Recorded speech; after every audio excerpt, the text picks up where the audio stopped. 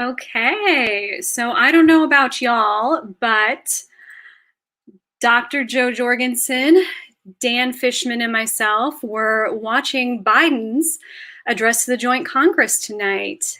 Uh, you know, our People for Liberty community, inclusive of all of our groups across Facebook, Women Voters for Liberty, Military Supporters for Liberty, we have the opportunity to tune in together and share our thoughts and share our feedback. Dan, Dr. Joe, and I were excited to catch up with you all tonight and talk through this a little bit.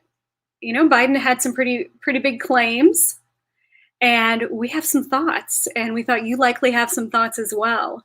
So if you are tuning in tonight, if you are watching from one of our groups on Facebook, if you are chatting on Twitter with our community, we want to know what you think too.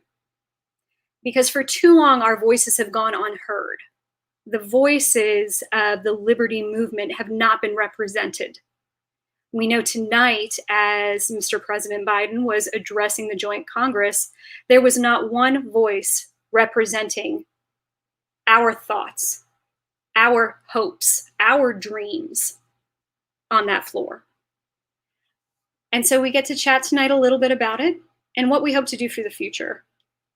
So I'm excited to have Dr. Joe here with me tonight and Dan Fishman, our executive director with People for Liberty. Hey guys. My name is Lauren Postler, and I'm excited to be here with y'all. And Lauren is the founder of People for Liberty. So, you know, Dan and Dr. Joe, one of the things I think we were, and I want to say we were laughing about, but it's almost laughing, holding back tears, with some of the, you know, broad sweeping statements the president made tonight. The first of which really caught me, was winning America. He referenced a number of times that we were winning America. And I don't know about y'all, but this doesn't feel like winning to me. None of this feels as if we have made some kind of triumphant return. It feels as if we've done a whole lot of settling, that we are sick of, you know, what we've gone through over the last year and 100+ days, and that we're just writing a check and saying we're sick of this, we're done with it, we're settling, this ain't winning. And the idea of winning as a goal makes me crazy. I mean, was it the president or was it Charlie Sheen who was up there on the stage talking about winning? Because I got to ask you, Dr. Joe, what does he think that we won? Yeah, what did we win? Well, here's what was so frustrating to me is, if you look time after time after time, he talked about people waiting in line to get food. And then he said, all through no fault of their own. And then 2 million women dropping out of the job market, you know, because they couldn't find childcare.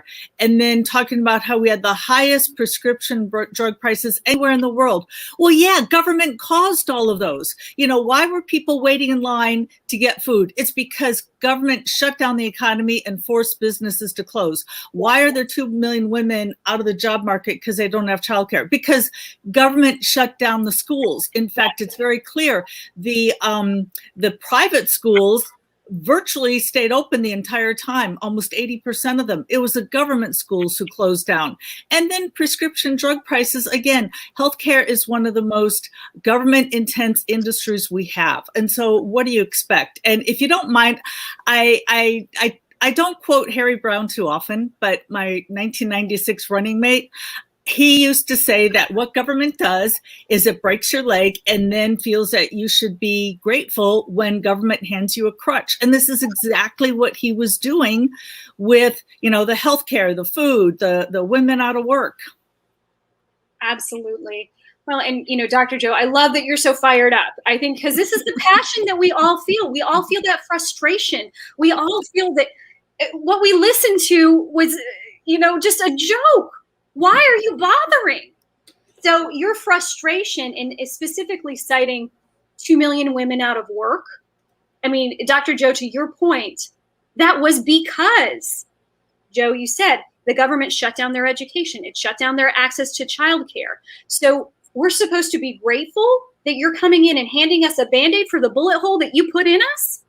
Exactly. And also, he mentioned the Paycheck Fairness Act, which, again, is completely bogus.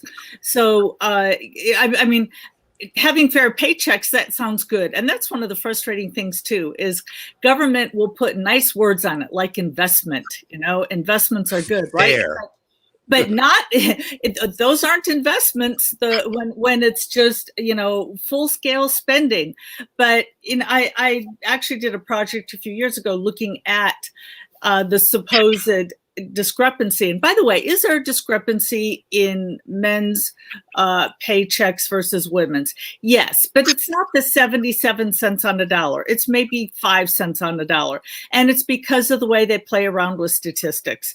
And some of it is just outright. Like they looked at pharmacists and they said, oh, women only get paid a fraction of male pharmacists. Well, yeah, the male pharmacists were working several more hours a week. They were more willing to relocate. I mean, just go right down the line. And it's not man versus woman. It's woman taking control of their own lives and deciding, you know what, I want to be home with my kids more. And that's the way it works. Something else that was on the Fairness Act, the Job Fairness Act, I got to get my hands in is the $15 minimum wage. And the problem with that is that it's a basic failure of understanding math and jobs. There's this very simple fact that an employer only hires somebody if they will make more money by hiring them than they have to pay them in salary. Money in versus money out. It's as simple as that. Exactly. And anybody who's managed a budget understands that, which is why I get that Joe Biden doesn't get it, because he's never actually had to manage a budget. But fundamentally, if they raise the minimum wage to $15 an hour and the value of your labor is only $10 an hour, you are now permanently unemployed. And there's nothing you can do to change that. I don't know why anybody's invested in a permanent unemployed class. Yeah, and we saw that with fast food restaurants, people demanding $15 an hour. And so in some locales, they were getting it with the state and local. So what fast food restaurants started doing is putting kiosks, where you serve yourself. So they're thinking like the old Soviet style thinking, where there's just two choices: pay them more, or pay them less, as opposed to technology, machinery, automation. Well, for me, this all comes back to barriers. Dr. Joe, you mentioned the rate with which women are paid, and I think there's lots of interesting numbers on that. The reference back, though, to government creating artificial barriers to work and then inflating access. So you take away access and then you graciously give it back to us. Wait a minute, if you hadn't taken away our access to begin with, none of us would be in this problem. Dan's point about minimum wage, Dr. Joe, your point about access to childcare or to education, this is all barriers and access in my mind. Yeah, and that's exactly what it is that, and it's always been this thing for government. Government creates barriers to access to protect the things that it wants to protect. And in this case, when they talk about what do they want to protect with a $15 hour minimum wage, well, look who are the people who are actually in favor of it. Walmart loves the idea of a $15 minimum wage because they can afford to pay it. But they know that the mom and pop down the street can't necessarily afford that. And if you ask any small business owner what their minimum wage is, how much they pay themselves, they're usually paying themselves less than minimum wage because they're putting in so many hours to make their business work. And by the way, Dan, I would say that's a true investment, unlike this, unlike the way investment Joe Biden used tonight. Yeah. 1984 all over again. We had a few things I know we wanted to touch on, and I'll make sure we do. But this point about small businesses, I have to say, when he said that he was being so gracious in supporting small businesses, I almost choked on my water. Yeah. And, Dr. Joe, I think this is one thing that you brought up often on the campaign trail. And we've talked about it certainly amongst ourselves. All of this is feeding more corporatism, is feeding the larger, machines that are lobbying for regulation in favor of themselves. Dan's point about Walmart being okay with it or Amazon being okay with it, it's putting their small business competitors out of the market completely. Oh, and they're more than okay with it. They're actually putting money into it. Absolutely. They're actually behind it.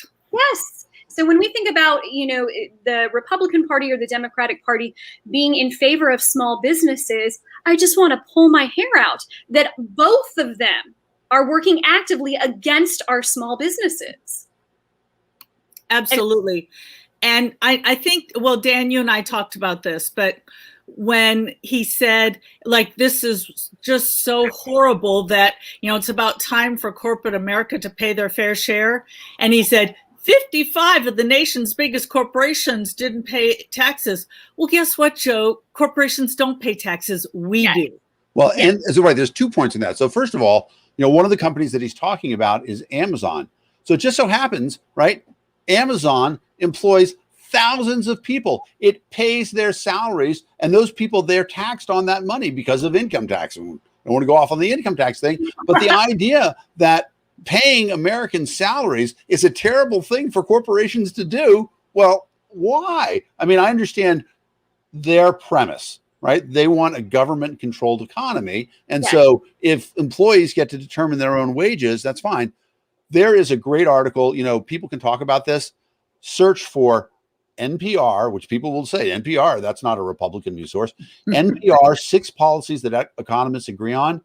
6 major economists from all across said, get rid of the corporate income tax, because the corporate income tax is only passed on to people, right? If you put a 10% corporate income tax, they're just going to charge 10% more, and customers pay it.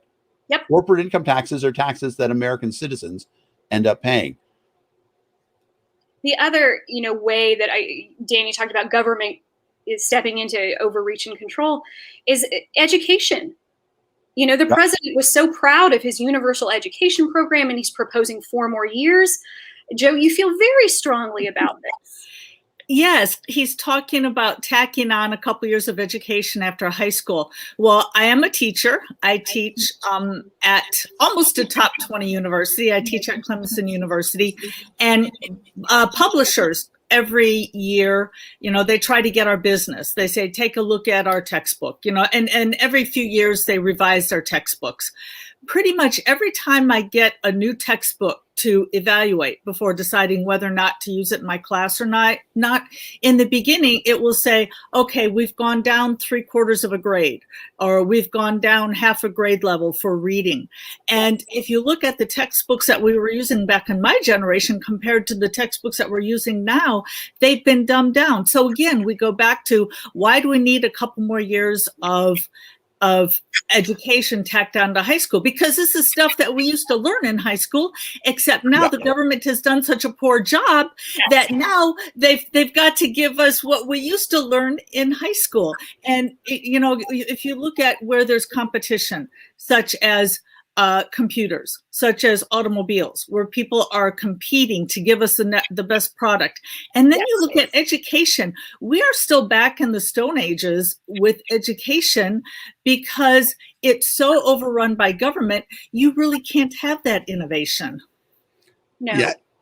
And that breakdown, that idea, Biden talked about autocrats, and, it was one of those things where he kept saying, oh, the problem is the autocrats and all that stuff. But really, who is more autocratic than the American government in the way that it restricts businesses? And in many ways, it's the worst because it is cronyism, where if you have enough money to pay a congressman or to donate a lot of money to a senator, you can say, hey, the thing that I do, my industry, it really would be a lot safer if you required people to have $500,000 of investment in order to get started. So now they've eliminated anybody starting a company and competing with them unless they have $500,000. This is the classic pattern of corporations creating a government to benefit themselves. Yes. And you know what's sad is there are some instances and this is more of a local issue, but it kind of butts in nicely with what you were saying, is there are local licensing laws where, for instance, you've got to get training in order to, braid hair or whatever. And what you often have to do is go through expensive training that costs thousands of dollars that go into the pocket of your competitor. So not only is there a barrier to entry, but you're actually turning money over to your competitor. It boggles the mind. Well, I mean, when we think about, and someone made a comment that I appreciated, that the government controlling the education is controlling the working force, controlling our access to jobs. Again, it's cyclical. If they have control over education, they have control over jobs. If they have control over jobs, they have control over our livelihoods. All of a sudden, and this is inclusive of everything, they're in every aspect of our lives. Healthcare was another example that Mr. Biden was so proud to, wave his flag, that they have done so much, and they have increased all of the subsidies. And you know who is so excited about that? The insurance companies, the Medicare for all. Exactly. The people who are actually benefiting from those subsidies, not the American people who are struggling with those insurance companies every day. Don't even get me started on the veterans in the VA. Yeah. Dr. Joe, healthcare was one of your major tenets, that it's broken. Yeah, absolutely. And you look at why we have such high prices to begin with, again, because we've got government in there. Wherever you see more government, you see less progress, you see less competition, and you see higher prices. And with healthcare, we've got, first of all, the government controlling how many doctors there are. Now, imagine if the government controlled how many people became plumbers or electricians. If they said, okay, we're only going to let this many people, and that's what they do with medical schools. Imagine how, and the plumbers said, oh, that's great. Yeah, sure. We'll monitor. We'll make sure there's enough plumbers for everybody. And everybody knows when the supply goes down, the cost goes up, as well as the insurance. And that was what was so frustrating with Obamacare, which is that the insurance companies were some of the major proponents, those that were putting the most money in. It's like, that's all I needed to know. I don't even need to read the bill, which Nancy Pelosi didn't want us to, but I didn't even need to read the bill. Follow the money. And the sad thing is, carpentry and plumbing are becoming like that. So in Massachusetts, the passing grade to become a plumber, a certified plumber, changes based on the number of registered plumbers in the area right now. So if there's a ton of plumbers, then you need like a 95 or 100 to pass to become a certified plumber. It is completely insane, when in reality, certification is supposed to be about your safety. So if there's not a lot of plumbers getting us, you're going to be, the government's going to say, oh yeah, that guy's a safe plumber. He actually doesn't know how to sweat a pipe, but we need plumbers. So.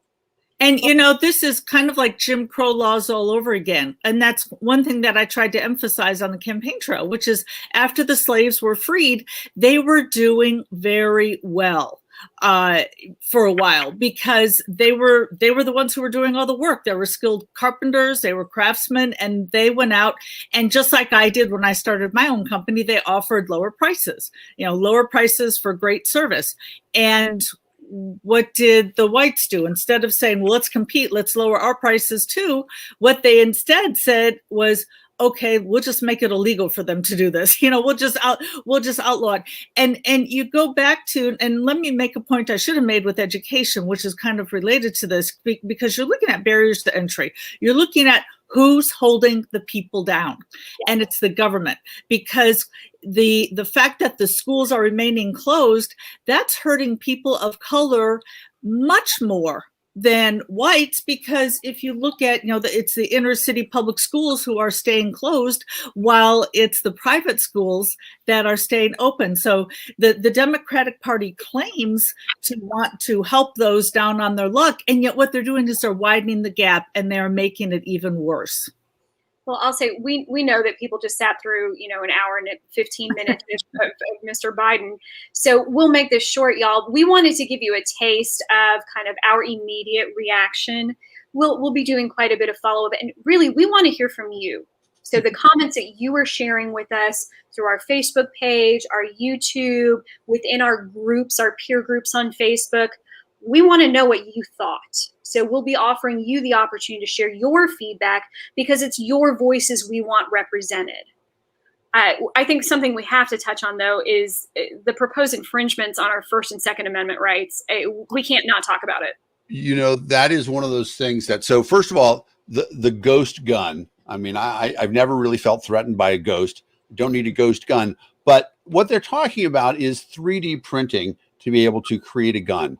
And there's a point in time when I lived in Massachusetts where they banned the digital plans for a 3D printer. So the Libertarian Party of Massachusetts, we got together a bunch of flash drives and we put Catcher in the Rye, the Koran, Huckleberry Finn, every book that we could think of that had ever been banned, as well as the plans for these guns, and we distributed them to every legislature in the state of Massachusetts, every legislator. That's what the problem is that, so it's First and Second Amendment violation. Yes. There is no knowledge that is too dangerous for the American people to have. And I'm sad I qualified that. There is no knowledge that is too dangerous for any person to have. Knowledge is knowledge. You know, there's a religion based on the idea that people aren't supposed to get knowledge and you get kicked out of the Garden of Eden if you have that. Knowledge is for us. Knowledge is for the people. The government doesn't get to control your access. Well, tie that back to, you know, the old adage, knowledge is power. And I think what we see as a thread throughout all of this is the government ensuring that we do not have the power, we do not have a voice.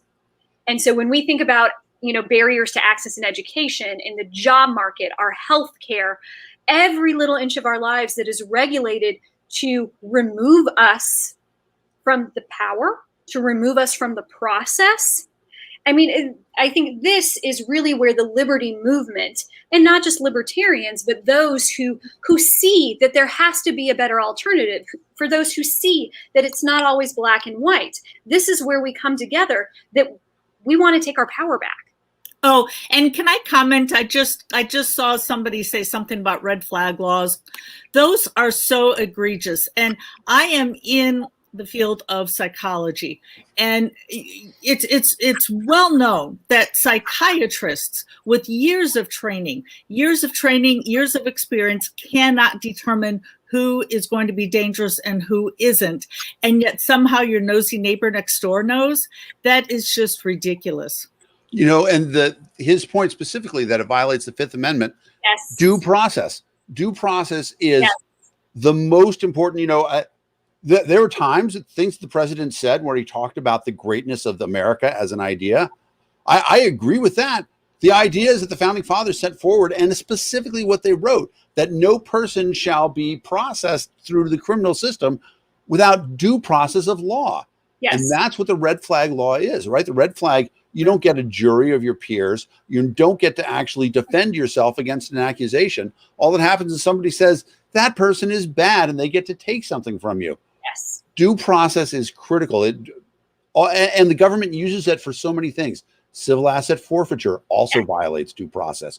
All these things, the government doesn't really like it that you get in the way of them enforcing their laws by claiming, oh, you actually have to prosecute me. You just can't dictate. So Dan and Dr. Joe, I want us to talk a little bit about what we are doing, what People for Liberty and people in the liberty movement are doing to take action. And one of the things that we are dedicated to as an organization is taking action in our local communities. We know that these ideas of liberty and that there should be additional choices and that people should have a role in their lives. We're not going to get it if we just sit around talking on the camera. We're not going to make it happen if we're just sharing blogs and podcasts. What's going to happen is people see us taking action. And people start to see how these ideas can take shape in their daily lives. Dr. Joe, you were very passionate about this, that we can't talk in broad theoretical terms and, academic conjecture. We have to take action. And one of the ways we're going to be doing that is our National Libertarian Day of Service coming up on Saturday. Right. And not just taking it from theoretical to action, but if you listen to the politicians, if you listen to the Democrats and Republicans, well, even tonight, he said, we need childcare. Okay, what's the hidden assumption? It can only be done if government does it. Yes. He says, we need electric stations for people to plug in their electric cars. Again, what's the assumption? It's that if the government doesn't do it, it doesn't get done. We didn't have any problem at all getting gas stations all across the country for gasoline-powered cars. Why would we have a problem here if there's a market share? So the hidden assumption is that government is the only entity that can get things done. And so we need to show that, no, we can get things done, that we're not just lazy, dishonest slobs who sit around and wait for government to give us stuff. That and also, by the way, that takes away our dignity. So let's get our dignity back, and let's show that, yes, we as people, we are good people. And I will be cleaning up trash on the side of the road on Saturday. The local Libertarian Party adopted the highway. And by the way, when I organized the county party close to 30 years ago, I guess, that was one of the first things we did, was we adopted a highway. Awesome. I got to give a shout out. So I am going to, so it's a little bit self-serving because I was down in the basement and I saw the stockpile of food that I'd put together when COVID began. And I'm like, you know, some of that stuff is probably only has 2 years of shelf life. I can pile a lot of that stuff and give it to a food pantry. I have a good neighborhood association. We have an email list. I sent out, hey, does anybody want me to do it? Everybody's like, oh, please come and get this stuff. And it's awesome. And so that is my National Libertarian Day of Service. That's what I'm doing. It's a little, I thought it was going to be a food drive. As it turns out, it's going to be me driving food. Oh, I love the tail wagging the dog stories. So I'm in Houston in Harris County, and we are going to be cleaning up Buffalo Bayou Park, thanks to some of our Harris County Libertarians, Elliot Sherman, who is a candidate here in District 1. And, you know, I think that's part of the joy for me as well, that not only am I taking action, but I'm participating with others who feel the same, that together we can make a difference. And I tell you what, guys, I need to see friends again. I need to see people again. I miss my Liberty family. So I'm really excited. Dan, do you want to tell people where they can go online to connect with people in their local area, to hug their Liberty family and friends and get some stuff done? The easiest thing in the world, it is peopleforliberty.org/NLDOS. Easy to remember, stands for National Libertarian Day of Service. peopleforliberty.org/NLDOS.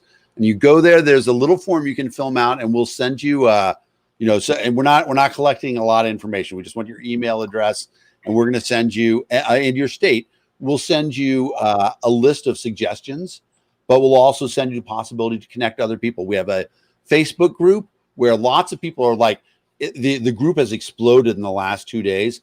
People are joining and saying, hey, what's going on in Dallas?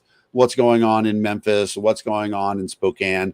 All these people are trying to get together to do things together, because, you know, that's the thing about it, is that giving of ourselves is joyful, and the ability to share that joy with other people, that is what the Liberty movement is about. Yes. Yep. Well, in a wonderful counterpoint to today's, sermon from the Mount from President Biden, that we don't need government to do everything. Dr. Joe, your point, that we have the opportunity to take action in our own communities. We do not need to rely on government to do everything for us. We can be a part of the solution and take an active role in it, instead of sitting back and saying, okay, government, what you got for me today? Yeah. Now, Dan, I haven't gone to the site yet. Is one of those suggestions to wear your Liberty shirt while you're out there, whether it's standing idea. Now, whether it's Libertarian or PFL or whatever. Well, it just so happens that I am going to be wearing my Jorgensen for President t-shirt, which I think is a really good way to get things out there, because I think right now, if you mention to people the fact that, you know what, they did have another option besides Joe Biden and Donald Trump, that's going to sound really, really good to them right now. Yes. Yes. So Joe's got the same idea. Joe's wearing his campaign shirt too. Well, if you are looking for a Liberty-minded shirt, you can find them on the People for Liberty website. We also are so thankful for so many of our fellow Libertarian entrepreneurs and Liberty-minded entrepreneurs who have started their own marketplaces. We hope to be able to create a marketplace to host all of those Liberty sellers. That's one of our goals with People for Liberty. Shout out to our friends at Proud Libertarian. But yeah, if you are out there doing good work with your friends and family, send us your pictures. Tag us in your hashtags. We want to share your voice and your good work with everyone. Yeah. And the opportunity really is there. When people see us going out and trying to make the community better through voluntarism, like we did a giant national park cleanup during the last government shutdown. Jess Mears put out a thing saying any libertarian should go to a national park and clean up because the government shut down. And people went there, and we went to Minuteman Park in Massachusetts, where I was at the time. People came up to us and they're like, "What are you guys doing?" We're like, "We're cleaning up the park." Exactly. They're like, "Why?" We're like, and that was going to be my point. Invite your friends. We don't care how they vote. We care that they care. Yeah. And Dan, I think we shared a great blog today from Dr. Joe about voluntarism. So if you're interested in the concept of voluntarism and what that means, invite your friends. We don't care how you vote. We don't care if you're libertarian. If you care about your community and want to make a difference, great opportunity to bring those friends and family who keep asking you, so tell me about that liberty stuff. Yeah. Exactly. And so, there's that makes me circle back to this thing that we were talking about education beforehand. And, Dr. Joe being an educator, when you hear this idea that, the government has a plan for how people can be better served through education, what does that make you think? Well, it goes back to the root, though, which is with it. Well, do you mind if I take a step back even further? The fact that supposedly education wasn't going along well enough in this country, so that's why government got involved. However, just like, the war on poverty and everything else, it just put a little pause in it, and things did not improve. So, Dan, I want to bring this back to center. If you were watching, President Biden's address to joint Congress tonight, we want your feedback. We want to know what you thought. We'll be sharing your thoughts and feedback, in the coming weeks. And we hope that you'll join us for the National Libertarian Day of Service, our inaugural, not first annual. Someone said first annual, and, how dare you? But our inaugural National Libertarian Day of Service, we hope to make it an annual event where we can come together as a community of liberty lovers to show people that we don't need the government to get stuff done. That's awesome. Yeah. Great message. You want to close us out? I'll do a quick thing. This fundamental idea, and when the president was up there and he was getting patriotic, part of that always gets to me. I hate politics, but I couldn't hate politics so much that I did not love my country more. Yeah. And I want us to succeed.